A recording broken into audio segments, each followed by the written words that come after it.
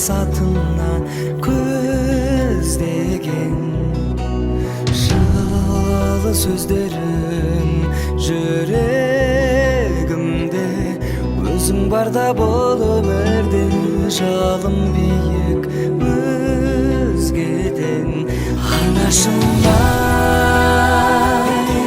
көктегі күндей көктемгі гүлдей нұрын сепкен жанына жанашырай сағындым сені бағымның шегі ақ сүт берген анашыма